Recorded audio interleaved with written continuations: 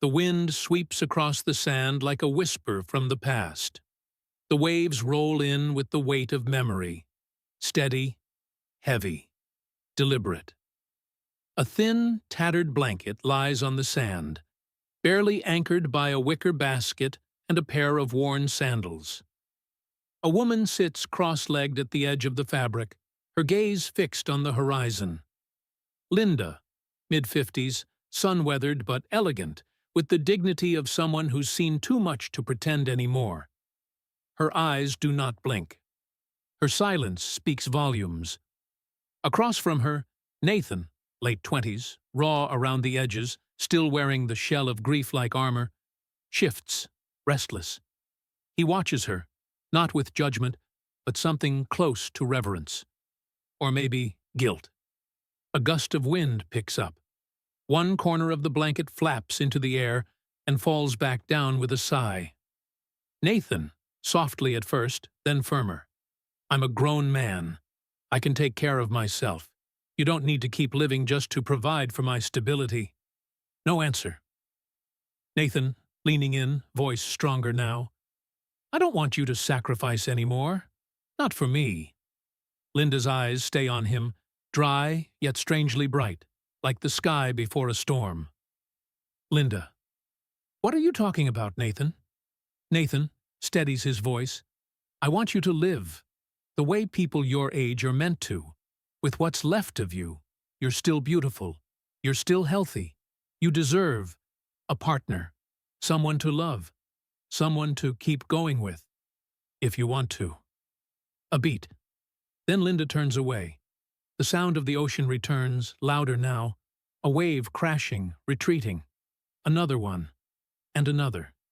Each one like a breath the world forgot to hold. Nathan says nothing more. He stares at the horizon, lips slightly parted, as though unsure if the words he just said were real. Then, finally, Linda exhales. A sound that isn't quite relief, or grief. Just release. Linda, there's a part of me that died with your father. That part, all these years, I thought it would never come back to life. Nathan nods slowly. I understand. Linda, but the rest of me, it's still alive. And I don't need anyone's permission to continue. They sit quietly. No one moves. No one tries to touch the other. And strangely, no one needs to. The sky fades into deeper hues. The sea darkens. The wind cools. Linda pulls the blanket around her shoulders like it's her own skin. Linda, quietly, uncertain, if I really start over, would you be angry? Nathan smiles slightly, not with joy, but with something closer to peace. Nothing number. I'd be proud, because I know it's not easy to dare to live again after you've lost something. Linda doesn't respond. She looks at the ocean, and for a moment, her hand shifts a little closer to his. No dramatic gesture, no hug, just nearness. Fade out. Scene 2. Night. Linda's house. An old, familiar house. A home filled with stillness. Nathan's door creaks open. Just a little. The way it always did. Left slightly ajar. Never fully shut. A habit. A ritual. A quiet gesture of care. Linda stands in the hallway, silhouetted by the light from the kitchen. Linda, softly. Thank you for seeing me as a real person. Nathan, lying in bed, stares up at the ceiling. He replies without turning. Nathan, you've always been real. It's just, now I'm old enough to see that. Linda lingers a second longer, then disappears into the dark. The hallway light switches off. Scene 3. The next 3 days, montage. Visual. Time passes. Slow, meditative moments. Nathan and Linda walk quietly down the beach, the wind catching Linda's scarf. They share silent meals on the porch, just the clink of cutlery and faraway birdsong. At night, the moonlight floods the wooden floorboards. Nathan reads a book. Linda tends to a potted plant that hasn't bloomed in years. They don't talk much, but every gesture says, "We are healing." Voice over, Not narration, just implied emotion through sound design. There's no dramatic turning point, no grand breakdown, just the feeling of two people letting each other go. Scene 4. Return home. The car pulls into the driveway. Gravel crunches beneath the tires. Same porch, same chipped paint, same scent of old wood, and the wind blowing in through the west window. But they are different. Neither of them says so, but the silence between them has changed texture. It's no longer heavy. It's wide open. Nathan doesn't walk down the stairs like he belongs there. He moves slower, eyes softer. He notices the small things, the sound the kettle makes before boiling, the way Linda hums when folding sheets. Something inside him is sprouting, not sadness, readiness. Scene 5. The kitchen, morning light. Nathan is fixing the kitchen cabinet doors. It's routine. He's done it 100 times. Linda stands behind him, holding a cup of tea. Her voice is barely a whisper. Linda, are you thinking about going back to school? Nathan pauses, turns, nods. Nathan, yeah, I'm thinking about taking a course this fall. She doesn't ask what, doesn't ask why. She just smiles. A real one, like sunlight cracking through cloud. Linda, I know, and I support you. Nathan nods back. That's it. That's all they need. Scene 6. The silent shift. No words, no fights, but they begin to step away from each other. Nathan isn't home for dinner every night. He starts walking farther, visiting the coffee shop alone. Linda stops folding his clothes with hers. Instead, she folds them neatly and places them by his door. Nothing is said, but everything is understood. Scene 7. A memory shifts. Nathan sits folding shirts, stops, realizes Linda hasn't called him your father's son in a long time. Now he's just Nathan, a man, not a shadow of the dead, not an extension of the past. Scene 8. The envelope. Afternoon sun slants across the kitchen table. Linda places an envelope on the wood. Quiet, deliberate. Linda, there's some money your father left. I don't need it. I thought, you should have it. Nathan picks it up, doesn't speak. No refusal, no thanks. Just eye contact, long, full. He understands. She's stepping down as provider, as protector, as shadow. She's giving him something more valuable than money. Freedom. Scene 9. The night of leaving. Nathan packs. Not everything, just a few things. A book, a laptop, a diary, a small framed photo of the three of them. Dad, Nathan, Linda. He doesn't say, I'm leaving. Linda doesn't ask, when are you going? They both let it happen like it was already agreed upon. The next morning, before the sun even rises, Nathan leaves. No goodbyes, no tears, just a note on the kitchen table. Nathan, VO, reading from note. Thank you, Mom, for not keeping me, and for teaching me how to hold on to myself. Scene 10. The healing begins. 3 days later, Linda calls a repairman to fix the porch. A week later, she plants lavender along the fence. A month later, Nathan receives a package. His favorite scarf, freshly washed and folded. No letter, just a single dried petal, pressed into newspaper. Closing moment of Part 1. Neither of them said goodbye, but a chapter had closed. It wasn't an ending filled with pain. It was clean. Like a window opened for the first time after a long, dark winter. The city wakes up in gray. Not the kind of gray that makes you sad, but the kind that makes you feel real. Like the world isn't here to please you, but it won't hurt you unless you stop paying attention. Nathan walks down a narrow street. A second-hand canvas duffel slung over one shoulder, headphones in, hoodie pulled tight. Everything about him says, don't look at me, but everyone looks. He's new here. He passes a bakery. Pauses. Int. Bakery. Minutes later. The bell above the door jingles as he enters. The warmth inside is immediate. Smells like cinnamon, old wood, and tired hope. Behind the counter, Emma, early 30s, freckles, hair tied back in a messy bun, eyes like she's been through something and didn't ask for help. Nathan, low voice. Do you have anything with almonds? She doesn't smile, she just nods. Emma, croissant. Last one. It's a little burnt. Nathan. That's okay. Burnt things taste more honest anyway. A flicker in her eyes. Recognition? Intrigue? Maybe just shared exhaustion. She hands it over. Their hands don't touch. But almost. Scene 2. Dorm room. Late night. Nathan's dorm is clean but sterile. A single overhead light. No posters, no clutter. Just a bed, a desk, a laptop, and the small photo frame of his family. He stares at it too long. Then, almost violently, he turns it face down. Nathan, VO. I left to find myself. But what if the version I find isn't better? Scene 3. Linda's house. Empty kitchen. Linda stands at the stove. The teapot screams. She doesn't flinch, doesn't move to turn it off. The shrieking continues. Then, slowly, she places a cup on the table. It's Nathan's, with a chip on the rim. She pours tea into an empty seat.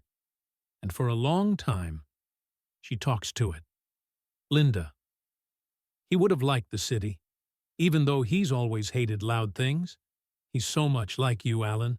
So stubborn, so still inside. A tear rolls down her cheek, but she doesn't wipe it.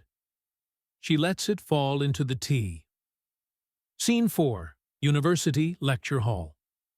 Nathan sits in the back, note-taking, half-listening, fully somewhere else. The professor drones on about narrative identity theory. Professor. Serious, firm voice. The stories we tell ourselves become the architecture of our identity. Change the story, change the self. Nathan's hand freezes mid-sentence. He looks at his notebook. He's written, "What if the story I tell is a lie?" Scene 5. Flashback. The father's death. Suddenly we're back in time. A hospital room. Nathan, 17, sits beside a man in a bed. Alan, 50s, dying, stoic. The air smells like bleach and surrender. Alan, low, rasping. Take care of your mother. Nathan nods.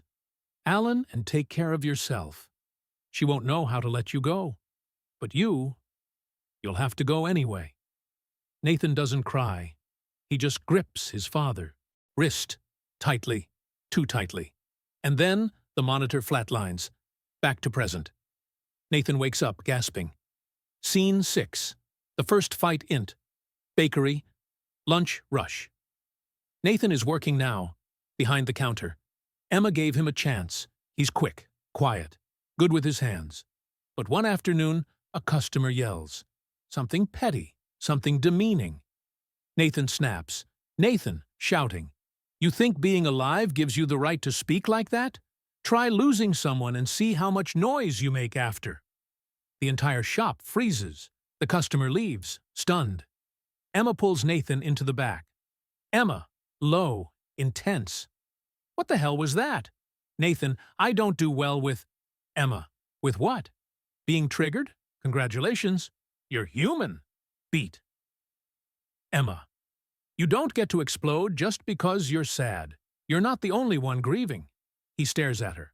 Something in her words slices straight through him. Nathan, you lost someone too. She doesn't nod. She doesn't need to. Everyone's lost someone, but not everyone tries to burn down the world with it. Scene 7. The silent call. Late at night, Nathan picks up his phone. Dials. Linda, VO answering. Hello? But Nathan doesn't say anything. The silence stretches. Linda's breath catches. Linda? Nathan? He swallows hard. Wants to say, I'm okay, or I'm not okay. But all that comes out is, Nathan, I saw a woman today who reminded me of you. Linda, was she sad? Nathan. Number. She was still fighting. Long silence. Then, a breath from Linda. Linda. Good. I'm still fighting too. The call ends. Both of them sit in their separate darkness, holding phones like lifelines. Scene 8. Emma's story. They close the bakery early. A storm's coming. Rain pounds on the roof. Nathan and Emma sit in the back, legs crossed on flour sacks, sipping tea. She speaks first. Emma, I had a brother, Liam. We used to sit outside on nights like this and dare each other to guess how many seconds between lightning and thunder. Nathan. What happened? Emma. He drowned. Lake behind our house. I was supposed to be watching him. Nathan doesn't look away. She expects him to, but he doesn't. Nathan. How old were you? Emma. 10. She wipes her face roughly, like she hates that she's crying in front of someone. Nathan. You didn't kill him. Emma. Didn't I? Long silence. Rain louder now. Nathan. If you did, then I killed my father, because I prayed for him to stop hurting. She stares at him. Something between them breaks. But it's not bad. It's necessary. Scene 9. The letter. Linda sits at her desk, ink-stained fingers, a blank sheet of paper. She starts writing. Nathan, when you were born, I was terrified I wouldn't know how to love someone properly. I had so much grief inside me from my own childhood. I thought I'd pass it on like a curse. But then I held you, and you blinked, just once, and it was like the world reset. You gave me a second chance, and now I'm giving one to myself. Love always, Mom. She seals it, doesn't send it. Not yet. Scene 10. Closure that isn't closure-int. Bakery, late night. The storm finally ends, power's out, candlelight flickers. Nathan walks to the window, sees his own reflection, tired, older, real. Emma comes up beside him, doesn't speak. They stand together, not as lovers, not as broken people, just two humans still here. Nathan, V.O. Grief doesn't end. It shifts. Some days it's a brick in your chest, some days it's the wind on your face, and sometimes it's a person standing next to you, reminding you that you survived. Darkness. A single light bulb swings in an endless black space, casting slow, circular shadows on the floor. Water drips, echoes long after the fall. Nathan stands in a room that isn't real. Walls made of cracked mirrors, floor like wet cement. In the mirrors, he sees versions of himself, laughing, crying, younger, older. Each version whispers. But we don't hear the words, just the weight of them. Then, one of the mirrors shatters outward. From it steps a boy, on a kimchi pail, barefoot. His eyes are Nathan's, but wide with fear and accusation. Boy, you left me in that house. Nathan stares, frozen. Boy, you left me with the silence, with her crying, with his dying. Nathan kneels. Nathan, I didn't know how to stay. Boy, and now you don't know how to come back. Suddenly the floor collapses, and Nathan falls. Scene 2. Early morning, dorm room. Nathan jolts awake, drenched in sweat. Sunlight pours in like judgment. The alarm clock is blinking. 6:12 a.m. He doesn't move, just lays there, breathing shallow. A knock. Roommate, OS. Hey man, you alive in there? Nathan pulls himself up. Nathan, hoarse. Yeah, barely. Scene 3. Emma's apartment. Emma stands in front of her bathroom mirror, brushing her teeth with slow, automatic motions. Behind her on the sink, a worn photo. Emma as a child, holding her brother's hand. She stares at her own reflection. Spits, rinses. Then she whispers to the photo, E-M-M-A. You're still the only person I'm trying to forgive. Scene 4. Therapist's office. Nathan sits across from Dr. Harrow, mid-50s, clinical but kind-eyed, minimal decor, box of tissues, window slightly ajar, the sound of traffic faint in the distance. Dr. Harrow. You told me last time you avoid mirrors. Nathan, half laughs. Mirrors lie. D.R. Harrow. Or they show what we edit out everywhere else. Nathan shifts. Dr. Harrow. Tell me about your father. Nathan. He was quiet. Tough love type. Made me fix things with him. Not for him. D.R. Harrow. Were you close? Nathan. Beat. Number. But I wish we had been. Dr. Harrow nods, slowly. Dr. Harrow. That's grief, too. The grief of could have been. Nathan looks away. Scene 5. Flashback, home kitchen. Years ago. Teenage Nathan, 15, storms into the kitchen. Linda is at the table holding a letter. Nathan. Why did you open my mail? Linda. It was from the counselor. Nathan. So? Linda. It said you missed 3 sessions, and that you haven't spoken since your father. Nathan yells. I don't need to talk. Not to them. Not to you. Linda, crying. Then, talk to someone. Please. Nathan. You want me to talk? He walks over to the window, opens it. Nathan, here, I'm talking to the sky now. Does that count? He slams it shut. Silence.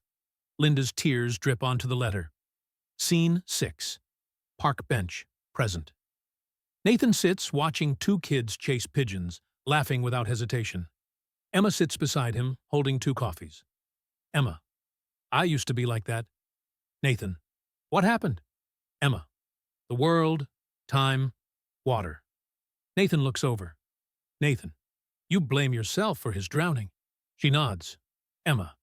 It was 10 minutes. I left him alone for 10 minutes. He was only 6. She grips her coffee tighter. Emma. I keep thinking if I'd looked back one more time. Nathan, grimly. We all have those ifs. Mine is, if I'd held his hand longer. Emma doesn't speak. She just leans into his shoulder. Not romantic. Human. Connection as survival. Scene 7. Art exhibit, campus gallery. A quiet night. Sparse visitors. Nathan walks through a photography exhibit. Reflections and remains. All black and white photos of mirrors in abandoned buildings. He pauses at one. A child's shattered mirror in a dusty bedroom. The reflection shows a sky outside the window. He reads the caption. Objects remember. People forget. Something in Nathan's chest fractures. He pulls out his phone. Dials. Scene 8. Phone call. Linda's house. Linda answers, breathless. Linda. Nathan? Nathan? On phone. I keep seeing pieces of myself I don't recognize. Linda. That's part of growing. Nathan. No, Mom. I mean literally. In dreams, in people, in strangers' faces. It's like I'm hunting someone who used to be me. Long silence. Linda. Maybe that boy is waiting for you to stop running. Nathan closes his eyes. Scene 9. The letter. Bakery. Emma finds a folded note slipped under the bakery door one morning. No name, just handwriting she recognizes. She opens it. You said everyone's lost someone, but I think we also lose ourselves. Thank you for seeing the part of me I forgot existed. N. Emma stares for a long moment, then places the note in the drawer beside her brother's picture. Scene 10. Dorm room. Night. Nathan stands shirtless in front of the mirror, not flexing, not judging, just looking. He traces the scar on his ribs from childhood, then speaks aloud. Nathan, I forgive you, not loud, but honest. And something shifts in his reflection. Not a smile, not peace, just a beginning. Scene 11. Cutaways. Silent montage. Linda pins Nathan's old art on the fridge. Emma lights a candle for her brother on the riverbank. Nathan drops an old notebook into a city trash can, walks away without looking back. Final scene. Rooftop. Night. Nathan stands on the rooftop of his building. Wind in his hair, city below. He dials Emma. She answers. Nathan, you ever think about jumping? Emma, on phone. Sometimes, but I like proving the world wrong. Nathan, me too. Beat. Nathan, Thanks for pulling me back. Emma, you did that yourself. A pause. Then, Nathan. Not entirely. He hangs up, looks up at the stars. For the first time. He breathes deeply. Soft light filters through sheer curtains. Emma sits on the floor beside her bed, her phone in her lap, eyes red from a sleepless night. Her hand rests on a small box. She opens it. Inside, a child's wristband from the hospital, 2 worn-out Polaroids, and a folded police report, water-damaged and faded. She unfolds the report, fingers trembling. A child's name. Noah Whitaker. Cause of death. Accidental drowning. Emma crumples it back shut. Emma, whispers.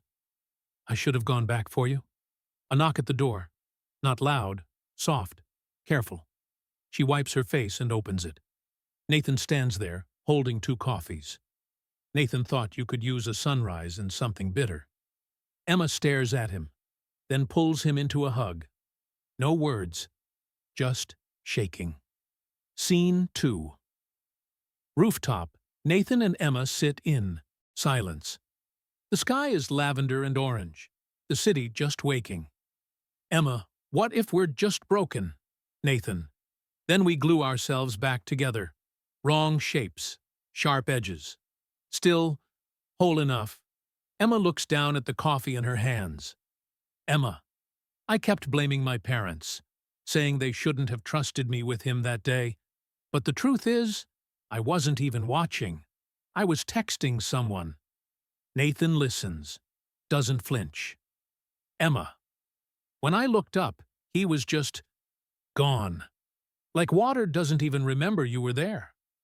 Silence. Then Nathan speaks, voice raw. Nathan, when I found my dad, I didn't cry. I just stared at him, like I was waiting for him to get up and scold me for being late. Emma looks at him. Emma, you think grief makes us numb? Nathan number. I think grief makes everything too loud. So we turn down the volume on being alive. Scene 3. Childhood home. Day. Linda opens the front door to find Nathan standing on the porch, backpack slung over one shoulder. He looks older, or maybe just more himself. Nathan, I need to walk through it. Linda doesn't ask what it means. She just steps aside. Scene 4. Nathan's old room, dust motes swirl in shafts of light. Everything is untouched. The trophies, books, a broken desk lamp. A small mirror hangs crookedly on the wall. Nathan sits on the bed, running his hands across the duvet. Linda. O.S. I couldn't throw anything out. Felt like erasing him would erase you, too. He doesn't turn around. Nathan. You shouldn't have had to carry all of it. Linda. Neither should you. She walks in and places something on the bed beside him. A small, spiral-bound journal. Linda, he wrote things down. Your father, when he started getting sick. Nathan opens it. Inside, dates, scribbled memories, letters addressed to Nathan, some angry, some scared, some full of quiet, aching love. Nathan reads one aloud. Son, I'm sorry I didn't know how to show you the kind of man I hoped you'd become. I was afraid of softness. But you weren't. You felt everything. I just didn't know how to hold it with you. Nathan's breath catches. Scene 5. Flashback, night. Nathan at 12. Nathan, younger, kneels in front of his father, who's sitting in a chair, exhausted, pale. Young Nathan. Can I stay home tomorrow? Father. You've got school. Young Nathan. But you're sick. Father, softly. That's not your job, Nate. Your job is to grow up strong. Don't look back. But young Nathan keeps looking. Even now. Scene 6. Emma's apartment, kitchen. Emma stands over a boiling kettle. She takes a small teacup, blue ceramic, chipped edge, and pours water over a bag. She carries it into the living room where her mother, Jillian, sits, looking small in a thick sweater. Emma. You should tell him. Jillian. He's not ready. Emma. He's 9, Mom. He's already asking questions. Jillian looks away. Jillian, do you ever forgive me? Emma doesn't answer at first. A number. But I'm trying to forgive myself. That's the part you never taught me. Scene 7. Therapy room, night. Nathan sits cross-legged on the floor. Dr. Harrow sits across from him, breaking convention. Nathan. I always thought the worst thing was losing him. But I think the worst thing is losing the version of me that existed when he was still alive. Dr. Harrow is quiet for a moment. Dr. Harrow. Grief carves out space. What you do with that space? That's life. Nathan looks up. Nathan, what if I build something ugly there? Dr. Harrow. Then we keep building, brick by broken brick. Scene 8. Night. Lake Pier. Emma stands at the edge of a lake. Still. Moonlit. She carries a small paper lantern. Written on the side, I see you. I remember. She lights it and watches it drift away. The wind picks up, just enough to lift the lantern skyward before it disappears into the dark. Scene 9. Nathan's dorm room. Late night. Nathan unpacks his bag. From inside, a photograph he forgot was there. Him and his father, ages ago. At a mechanic's shop. Oil-stained, both of them. His dad is laughing. Nathan isn't. But his eyes are bright. He pins it to his wall beside a quote scribbled on a sticky note. We carry the dead. But they also carry us. Scene 10. Bakery, late afternoon. Emma is closing up. Nathan walks in. She hands him a broom without a word. He takes it, begins sweeping. They move in tandem, not saying much. Then, Emma. When I picture him, I don't see the moment he drowned. Nathan glances at her. Emma. I see the time he made a Lego dragon and named it after me. Nathan smiles. Nathan, I picture my dad teaching me how to change a tire. He let me mess up, even though we were late for work. They pause. And Emma. We remember what we need, not just what we lost. Scene 11. Flash montage. Nathan fixing his bike in the rain. Not angrily, just methodically. Emma painting a mural in a children's shelter. A giant whale carrying kids on its back. Linda placing fresh flowers on a grave. Emma's mother leaving a voicemail. I'm sorry for the years I pretended silence was strength. Scene 12. Final Nathan and Emma sit side by side in a diner booth. Fries between them, hot coffee cooling in mugs. Nathan. What now? Emma, now we live. Nathan, even if we don't know how? Emma, especially then. They clink mugs, not a toast, a pact. Through the window, morning breaks again. And this time, it feels earned. Heavy rain outside. Thunder rumbles softly. Emma sits stiffly on the couch. Across from her, her mother Jillian, in a pale gray cardigan, lips pressed tight. Between them, a family therapist, Dr. Camille, mid-40s, warm, razor-sharp gaze. Dr. Camille, why don't we start with the last time you felt safe together? Long silence. Emma looks down at her hands. Emma, before the accident, before Noah died. Jillian's jaw clenches. Jillian, you think I don't grieve him every second? Emma, you turned him into a ghost. We weren't allowed to speak about. Jillian, because I was trying to survive. Emma's voice cracks. Emma, so you buried me with him. Dr. Camille shifts forward, gentle but direct. Dr. Camille. Emma, what do you wish she'd said? Emma, that it wasn't all my fault, that I was 14 and I lost him too. Jillian whispers, I blamed you because I couldn't bear to blame God, or myself. Emma's face breaks, not from anger, from years of aching silence. Emma, I needed a mother, not a warden. Jillian exhales, long and slow. Jillian and I needed someone to hate, because hating you was easier than hating myself. Tears stream down both faces. A pause. Dr. Camille. Then maybe today, you let go of guilt and grieve together for the first time. The storm grows louder, but inside, the quiet feels earned. Scene 2. Art show, urban gallery. Dim lights, jazz humming through speakers. Canvases line the walls, each one depicting grief in motion. People dissolving into ash, empty swings, faces screaming into mirrors. Emma's mural stands in the center, a child reaching upward from underwater, a hand extending down from the sky, not quite touching. Nathan arrives late.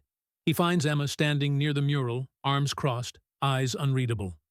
Nathan. It's breathtaking. Emma. It was supposed to be about saving him, but I think it became about saving me. Nathan looks at her. Nathan. Maybe that's all we ever can do. Save ourselves and hope someone's watching. Emma smiles faintly. Emma. You talk like someone who's finally slept.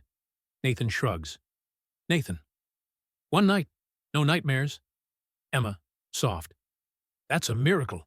He nudges her shoulder. Nathan. So is this.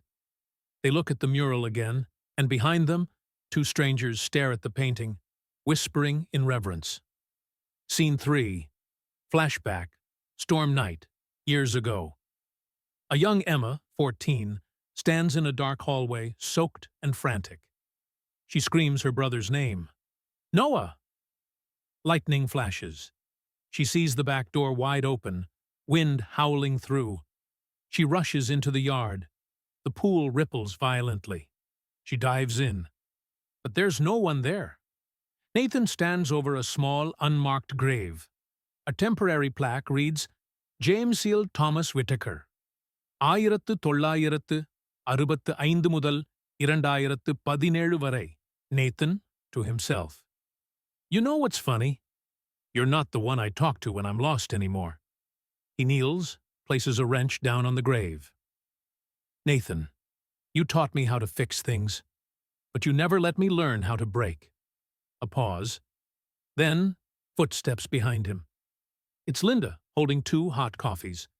No words. They sit beside the grave in silence, sipping quietly. Scene 5. Night. Emma's childhood room. Emma digs through her closet. She finds a dusty box. Inside, VHS tapes, crayon drawings. A child's voice labeled on a cassette. Noah's Song for Sissy. She presses play on a tape recorder. A tiny voice sings, off-key but joyful. Emma's the best. She makes me toast. She says I'm cooler than a ghost.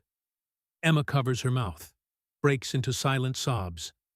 Behind her, Jillian watches from the doorway. She walks over, puts a hand on Emma's shoulder. For the first time in over a decade, Emma leans into her. No words. Just grief.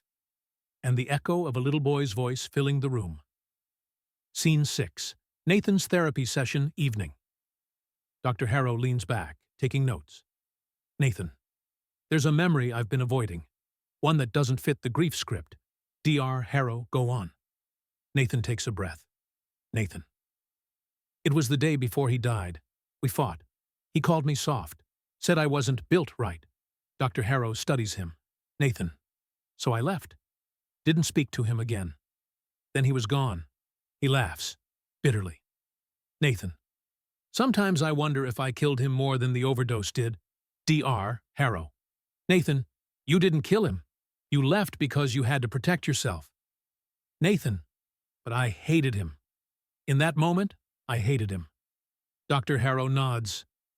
Dr. Harrow. Then maybe it's time to forgive that version of yourself. Nathan closes his eyes and lets the guilt finally breathe. Scene 7. Bakery, next morning. Emma and Nathan open early. He flips the sign. She ties her apron. Emma, I listened to a tape last night. Noah's voice, singing. Nathan pauses. Emma, and I didn't break. Nathan. That's the thing no one tells you. Sometimes healing doesn't look like a moment. It's just waking up and not drowning. Emma smiles faintly. Emma. You want to know what he used to call me? Nathan. Yeah. Emma, sissy, whale face. They both burst out laughing. It echoes through the empty bakery, the first time joy has sounded at full volume in a long time. Scene 8. Flashback, Nathan's childhood garage. A young Nathan, 11, holds a wrench too tightly. His father shouts in frustration.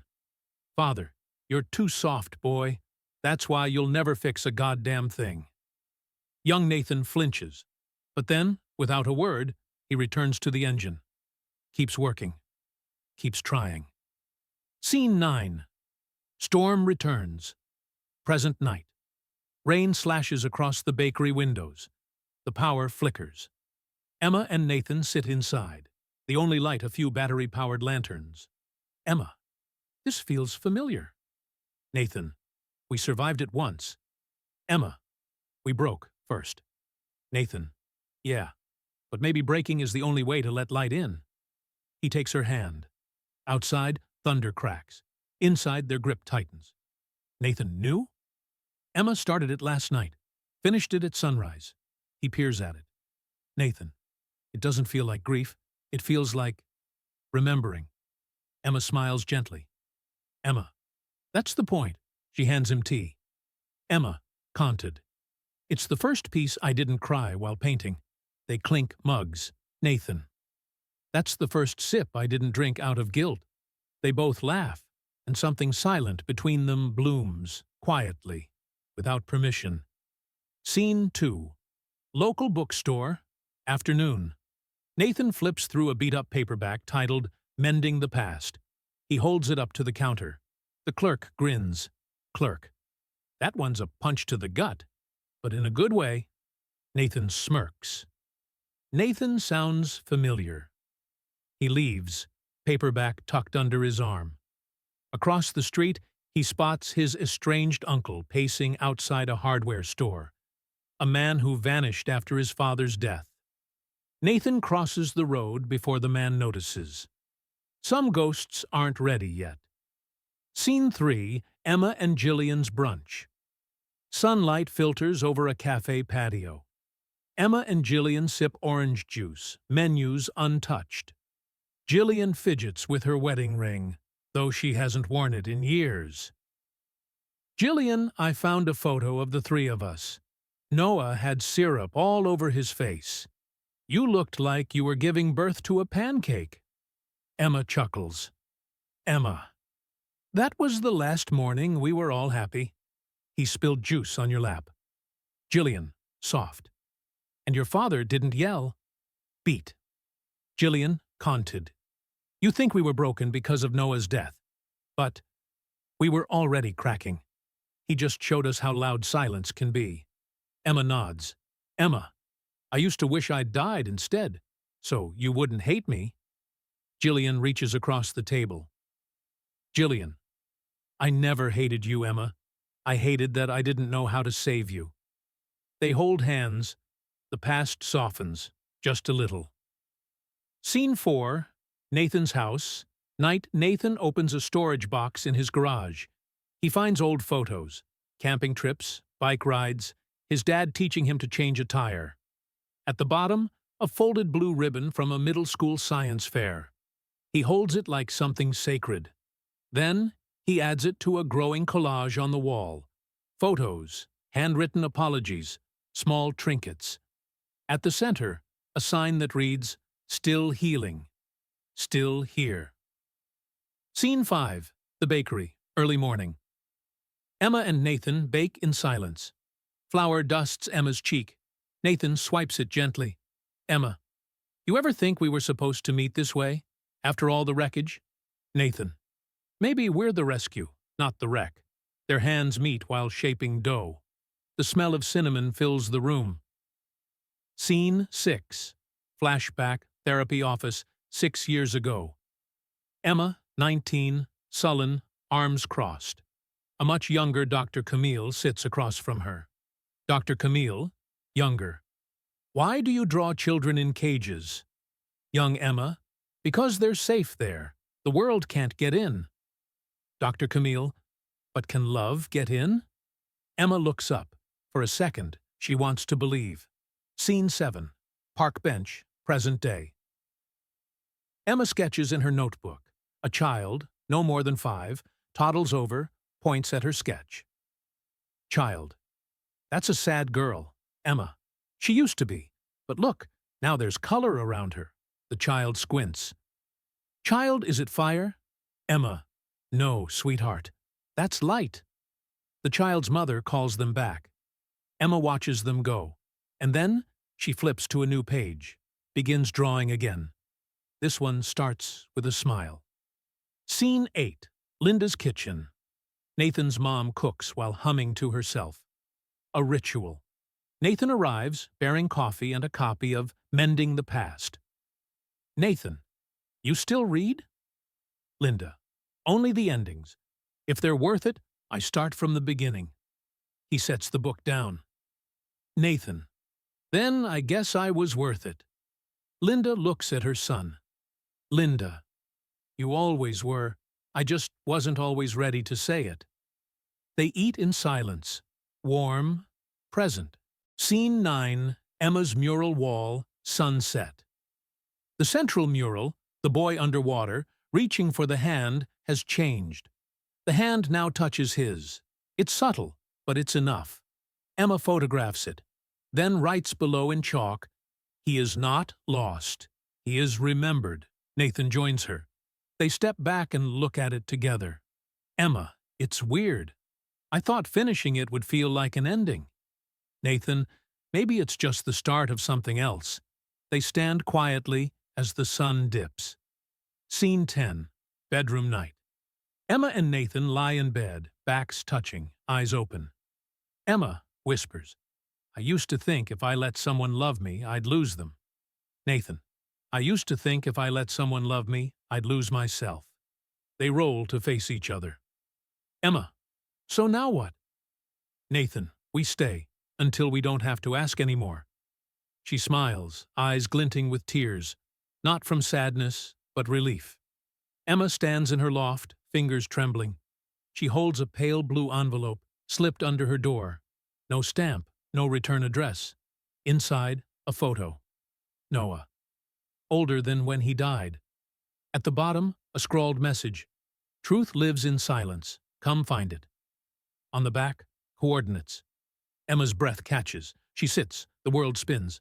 Then she picks up her phone and dials Nathan. Scene 2. Nathan's house. Nathan reads the note. He looks up at Emma, concern etched deep. Nathan. This is someone messing with your grief. Sick. Vile. Emma, softly. That photo. It's not one I've ever seen. And he looks older, Nathan. That's not my memory. That's new. Nathan, Emma. Emma. I have to know. Beat. Nathan. Then we go together. Scene 3. Road trip. Old highways stretch into distant hills. Golden fields flick past. Emma and Nathan barely speak. The silence is charged. Scared. Unspoken. Emma clutches a small tin of Noah's ashes. Nathan glances at her. Nathan. You really think this is about him? Emma. I think someone knows something I don't. And I've lived too long with lies. They drive deeper into the unknown. Scene 4. The coordinates. An abandoned foster home, half collapsed and overrun by nature. Weeds crack the foundation, windows gaping like mouths. They step out cautiously. A rusted plaque reads, St. Elira's Home for Children. Emma pales. Emma, I know this place. This is where my mother left me, before she met my dad. Nathan puts a hand on her shoulder. Nathan, we don't have to go in. Emma. Yes, we do. They push the door open. Scene 5. Inside St. Elira's peeling wallpaper. Smashed toys. Broken cribs. Echoes of cries long since silenced. In the attic they find old files. Water damaged, torn, but some intact. Emma rifles through them, stops cold. A photo. Her mother, pregnant. Labeled, Subject, Eliza Rose. Size, case ID number 1271. Infant surrendered. Multiple holds. Nathan reads over her shoulder. Nathan multiple? Emma flips to the next file. Her name, Emma Rose. Below that, Noah Rose. Listed as twin. Emma's knees buckle. Emma. That's not possible. That's not... I wasn't a twin. He was born later. He was... She falls to the floor. Nathan holds her. Nathan, they lied to you. Scene 6. Flashback, the day Noah died. Rain falls, screaming. Emma's mother, Jillian, stands in the hospital hallway crying. A doctor whispers something. Doctor, softly. Noah's gone. We couldn't revive him. But the hallway fades, replaced by a different room, a different woman, signing adoption papers. A man in shadow takes the child from her arms. Manos. He can't stay here. If you want her to have a future, he disappears. The mother sobs. Woman, Jillian? Promise me he'll be safe. The man says nothing. The door closes. Scene 7. Back to present. Emma stares into space. Emma. He's alive. Nathan doesn't say anything. He can't. Scene 8. Emma's father's grave. They return to town. Emma stands before her father's gravestone, expression unreadable. She speaks aloud. Emma. You said he drowned. You let me think I killed him. Silence. Emma. Con-teed. You were cruel, Dad, but this was beyond cruelty. She sets a copy of the saint, Elira's file on the grave. Emma. Con-teed.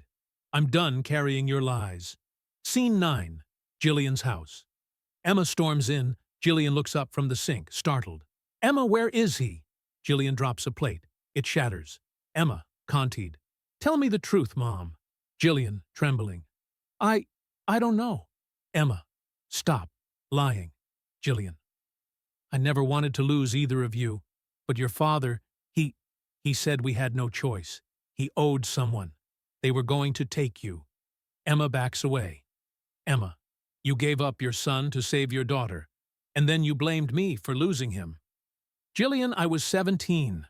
I was scared. I thought we'd get him back. Emma turns, shaking. Emma, cold. You don't get to call yourself a mother anymore. Scene 10. The bakery. Night. Nathan finds Emma sitting on the floor in the dark. He sits beside her. Nathan, we can stop. You don't have to chase this anymore. Emma, if he's alive, he doesn't know I exist. Beat. Emma, conted.